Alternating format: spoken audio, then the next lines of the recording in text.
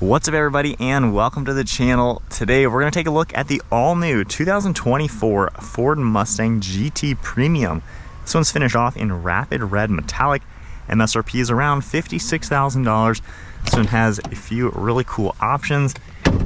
So let's go ahead and pop the hood. Of course, you see that 5.0 badge, you know what is under the hood of the new Mustang GT. If I can find the latch, we do have gas struts, which is a really nice addition. But underneath the hood, you're going to see that naturally aspirated 5-liter V8, and it's also paired to a 10-speed automatic transmission. 6-speed manual is still available. Really cool. You're going to see the dual throttle bodies with this twin intake design. Overall, this one with the active exhaust is pumping out 486 horsepower with 418 pound-feet of torque. It can do 0 to 60 under 4 seconds and topping out around 155 miles per hour. Taking a look at the style now, these LED headlights are really neat. When you get close to the car, lock or unlock, you're gonna see daytime running lights in the upper section that will actually light up. So if I go ahead and just hit the unlock button, you can see the amber color and then the really cool flicker and everything with them. Of course, you have the triple beam design, which is kind of classic for any Mustang. Really nice sharp lines throughout it. Gloss black on the front grille with the pony badge. Huge openings in here as well to provide maximum cooling, and there are active grille shutters on the upper and lower grille to improve efficiency and cooling when needed. Overall, this really does come together in person. The new generation Mustang is really aggressive. I love the new styling. It really does look awesome.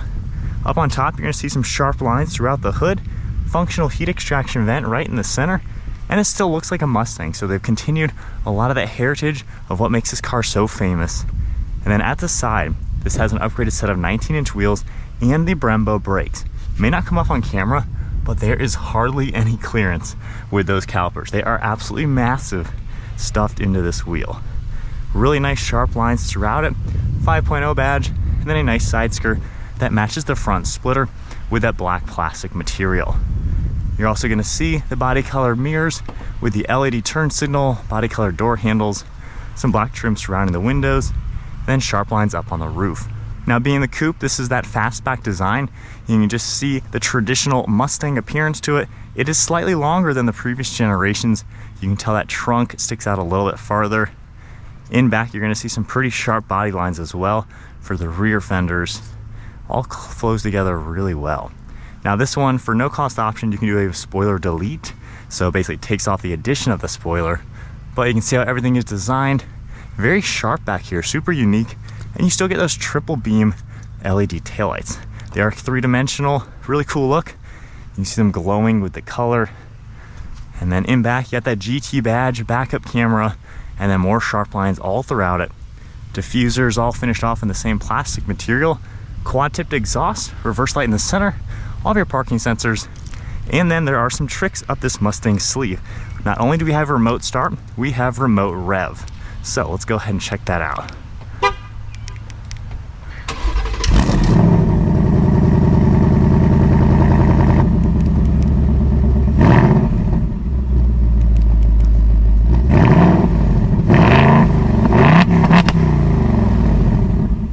How cool is that? So I had to plug my ears because that's pretty loud. This V8 sounds epic.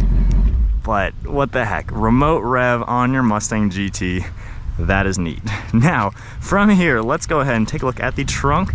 So there still is a button back here you can press, opens that up, and you still have a nice amount of storage space all within the trunk.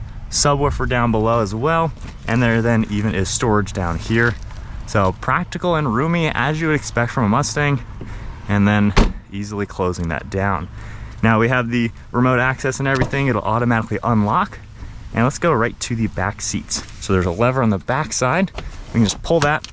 We have power controls for the seat, manual recline. There's a Mustang logo over there, which is kind of cool. So in back, this is the Carmine red leather interior. I love the seatbelts too. All 4 belts are gonna get that accent color. And you can see how we have a cool bucket design just like previous generations.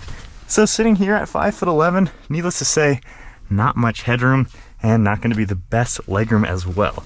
However, in a pinch, I mean, this car is doable if you need to put people in the back, and it's definitely a usable car. And then if you pull these, you can fold these seats down. They will go nice and flat to give you better cargo into that trunk. So overall, not a bad backseat for what it is. It's nice to at least have the extra practicality in a two-door sports car. So let's now take a look at the driver's seat, where you really want to be in this all-new 2024 Mustang. So pulling the seat back a little bit, moving to the door panel, you're going to see it's finished off in black. You're going to see the nice padded leather on the armrest, cool contours with the red and contrast stitching. There's this plastic carbon fiber look material, release handle, lock unlock memory seating, typical controls and grab handle, nice door sill. And then the seats themselves, these are the normal seats, I guess you would call it. The Recaros are available, but you can see all the cool stitching to them, really nice contrast, perforations throughout, and these are really nice. Nice bolsters, pretty cool looking seat. Now inside, let's fire it up. You got that massive screen turning on, so a really cool look. And you have a lot of different configurations. Now we have drive modes right here on the steering wheel. If I go ahead and toggle through everything, you're gonna see the different drive modes along with a really cool depiction. And then continuing down, I've already set the drive modes to the gauge clusters. So every time you change your mode, it's gonna also go to the corresponding screen just to give you that cooler design. So the sport mode looks like that. Track mode, we're gonna get that massive tack. It's gonna pop up in a really cool sporty design. There also are a few vitals you can go through within the screen by just scrolling up and down on the right side of the steering wheel. We of course have your drag strip mode as well, and then the slipper mode and into custom. Now if we take a look at the steering wheel, we have cruise control settings on the left, more Bluetooth and audio controls.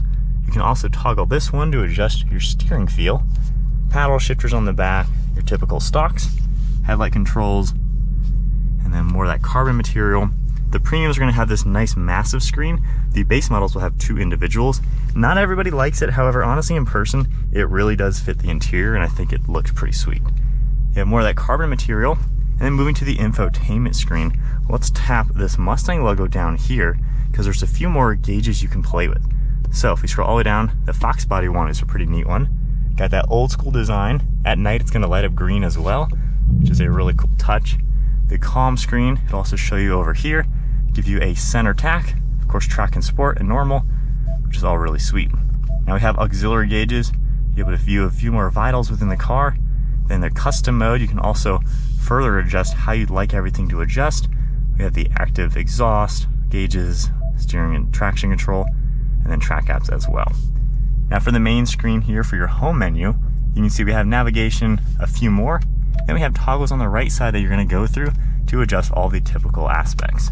Just swiping over, you can also on this right side, all the screens are going to have things you can swipe through. And then if I go under features in the car, a few more things will pop up. The My Mustang is the same one from down there. And then going under apps, we have Android Auto and Apple CarPlay. Now down below, all the climate controls are always going to pop up. So if I tap this one, you can see your basic zones and everything to adjust. Fan speed, you're just going to toggle that. Temperature, you're going to toggle that. And then heated seats and steering wheel. So pretty simple overall. I think it really does look nice, easy to use. Nice backup camera with all of your parking sensors too. So really can't complain. Below that, we have more of the carbon material with your air vents. A few toggles down below with volume, wireless charging, and auxiliaries. I like all the stitching you're going to see throughout the sides, the shifter, electronic park and brake and cup holders, and then more leather and stitching on the armrest. Glove box over here, pretty good sized space. And one last look at the interior. Honestly, they did a huge improvement. I think this is probably just a huge upgrade. It's so nice to be in this car. Now, up on top, pretty typical headliner. We have a sunglass holder too, basic dome lights, thin mirror, and then garage door openers. All right, guys, we are setting off now in the new GT Mustang. So in track mode now, I think the paddle shifters are a lot better than before. It doesn't really like lurch in between gear changes. I feel like it did that a little bit on the previous gen. This is pretty cool. I'm in the track mode. You know, you got all the cool gauges. This is a fun cockpit. It feels so modern and so cool. Feels like an awesome modern muscle car, honestly. Yeah, definitely a pretty sweet car to be in. So if we tone it down to normal mode, bump us back into automatic. Normal driving is really nice in this. You know, the suspension right now, super comfortable. Visibility is pretty good, pretty typical as you'd expect from a car like this. left and right shoulder, really no crazy blind spots or anything like that. It's a nice normal daily driver. The seats are padded, steering wheel feels great. There's like thumb notches in it. It's just a pleasant car to be in. I think the interior is the biggest upgrade. It's just so nice. In automatic, you don't feel any gear changes. It is just effortless getting up to speed. We know the V8's got some power, especially even over the previous gen. I mean, this is a very well done car, very well balanced, and I like how genuinely no big deal being a daily driver. This is perfectly nice. Good armrests and everything. At 5'11", I have plenty of leg room. Headroom is good. Of course, you can maneuver the seat even more. It's just a car you can drive and have fun with. And I love just the technology in it. It's not overbearing, it's not too much. It just really fits. And you really got to give this screen a chance. Check it out in person, because when you're driving, it just fits. It honestly feels so good in here. I love the drive modes and everything. They definitely make a little bit of a difference. I can't really fully test this car out being brand new. And then I really like how you're able to just further customize everything you want. Right now, everything's in track mode, and I like how you can kind of fine tune it, giving it an individual mode and everything like that. The V8 sounds awesome. There are every now and then a little pop.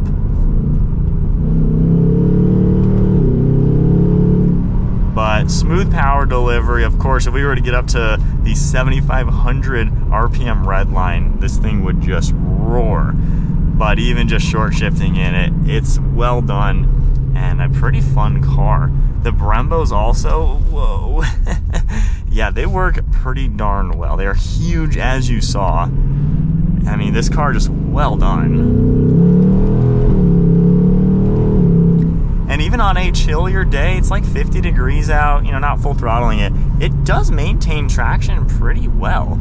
So, like I said, just well balanced all around new Mustang. Interior, so much nicer than before. It drives smooth. The engine is really smooth. Ford did just a great job. It's just a really good upgrade. I don't think there's much to complain about. It's just a fun, nice car to drive.